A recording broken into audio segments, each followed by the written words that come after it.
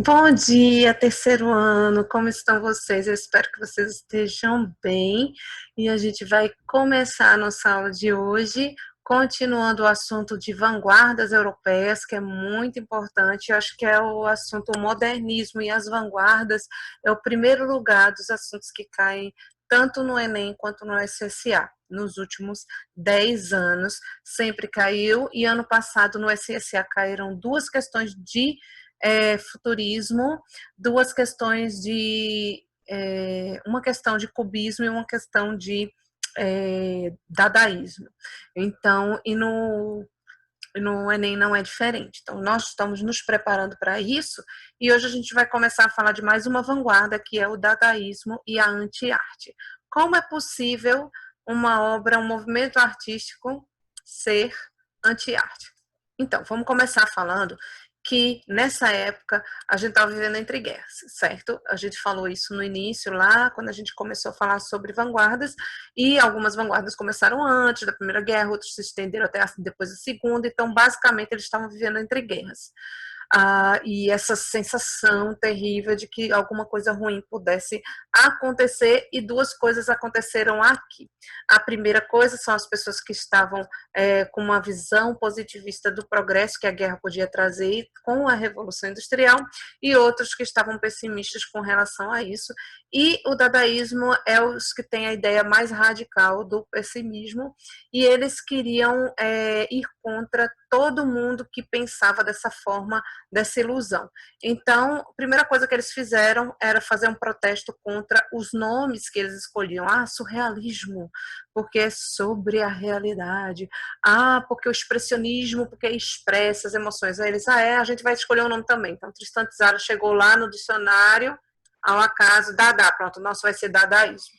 E foi assim que surgiu o nome Dada.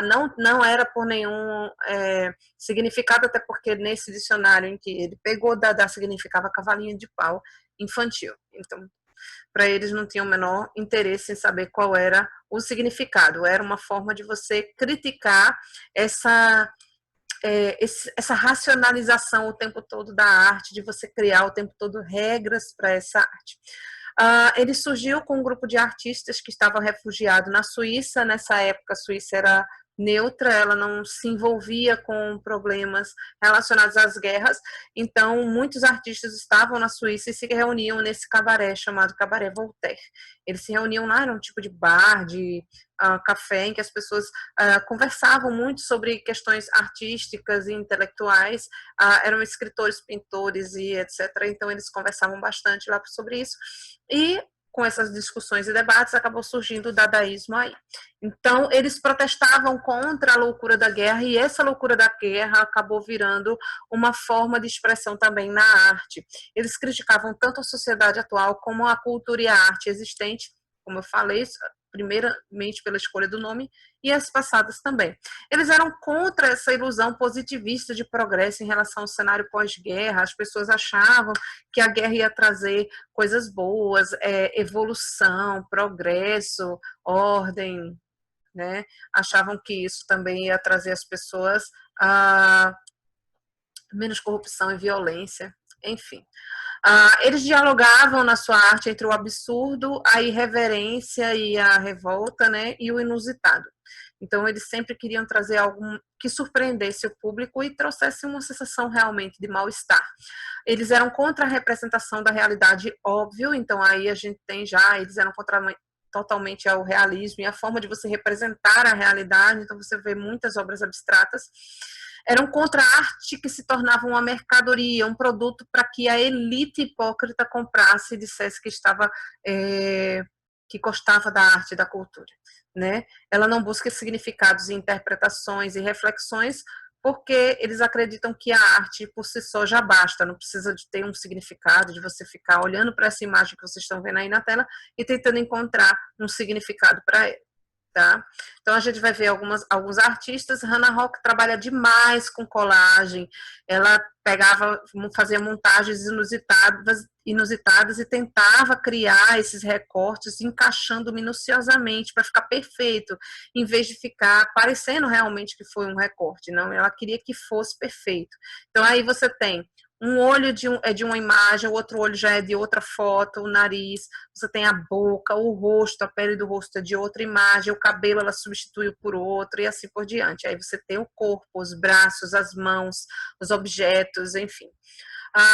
Ela criava fotomontagens, porque depois dela fazer toda essa colagem, ela tirava foto disso e ela foi pioneira nesse quesito do uso da fotografia dessa forma. Depois a gente tem no surrealismo Grete, que faz fotomontagens surrealistas, tá? É bom vocês procurarem Grete fotomontagens surrealismo.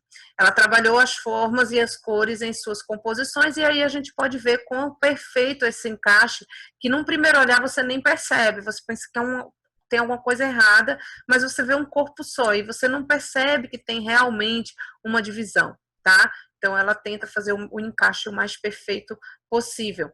Man Ray, ele criou fotografias, trabalhava com videoarte, com fotografias, e também trabalhava com uma técnica chamada fotograma. Nem todas as fotografias dele são nessa técnica, mas ele criou essa técnica de, em vez de utilizar uma máquina fotográfica, você pegar o papel fotográfico e expor a ele os objetos. E aí ele criava essa técnica fotograma, ficava em preto e branco, e ele depois, pouco tempo depois, começou a ser chamado de raiograma, que é em referência ao seu nome, tá?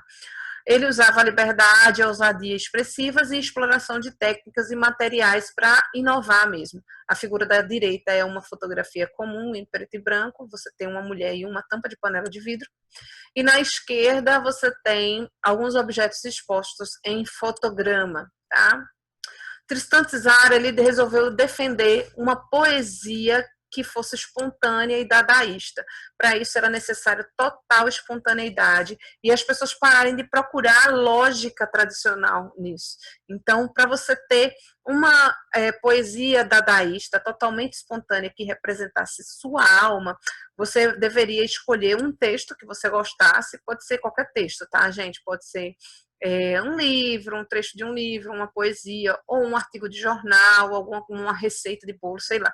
E você ia recortar as palavras todas e jogar dentro de um saco, e sacudir, tá? Ou de um pote, enfim. E depois você fizesse esse embaralhamento de palavras, você ia retirar ao acaso essas palavras, e na ordem que você fosse retirando, você ia colando, e nessa ordem, sem procurar organizar, só deixando as palavras fluírem naquela ordem, seria o seu poema. Essa aparente falta de sentido, ela protesta justamente contra as loucuras da guerra. Lembrando que a gente tem Hitler, que caçava artistas dessa arte moderna, que ele chamava de arte degenerada, porque ela não representa a realidade, e chegava para eles e dizia, poxa, essa poesia aqui não faz sentido nenhum, ela é louca, e eles podiam dizer, mas todos nós somos loucos. A guerra trouxe loucuras, então a pessoa que ia para a guerra, ela passava por coisas, ela via coisas que mudavam completamente a sua vida e quando ela voltava, ela perturbava todo o ambiente, ela traz uma perturbação diferente para todos aqueles que têm que conviver com aquela pessoa que está traumatizada. Então, a guerra não trazia nada de bom para ninguém e uma forma de ele protestar contra isso era a partir da sua poesia também, cuja principal estratégia era denunciar e realmente causar escândalo nas pessoas, tá? Marcel Duchamp, ele cria o handmade, que é um tipo de uma estrutura, de uma escultura, que significa que já está feita, ou seja, a obra já está pronta, não preciso de nenhuma construção. Então, eu posso pegar o meu celular, colocar num pedestal, dar um título para essa minha obra, e aqui eu tenho a minha obra de escultura. Ele fez isso e ele inovou com isso, certo? Ele retira os objetos do seu cotidiano e coloca num lugar de destaque como obra de arte, e aí ele protesta contra o endeusamento das obras, né? A arte com A maiúsculo, isso daqui não é arte, mas isso aqui é arte, aí você já sente um A maiúsculo ali. Então ele é o precursor da arte conceitual, em que a ideia é mais importante do que o próprio objeto, e essa ideia que o Duchamp teve, ela revoluciona tanto a arte que depois vem as tendências tendências contemporâneas por volta dos anos 50 até os dias de hoje, e a gente vai ver isso mais para frente, e que é totalmente influenciada por essa ideia de Marcel Duchamp. Marcel Duchamp foi um precursor e um inovador nesse sentido, e aí você tem duas esculturas de Marcel Duchamp no estilo Red-Made, que você tem uma roda de bicicleta em cima de um tamborete, você tem um mictório, um local onde os homens fazem xixi, só que está ali colocado no seu lugar, fora do seu ambiente, colocado como a fonte, é o título desse trabalho. Então, gente, eu vou deixar para vocês lá na plataforma algumas atividades sobre dadaísmo. Vai lá, faz as atividades e a gente se vê em breve. Tchau, tchau.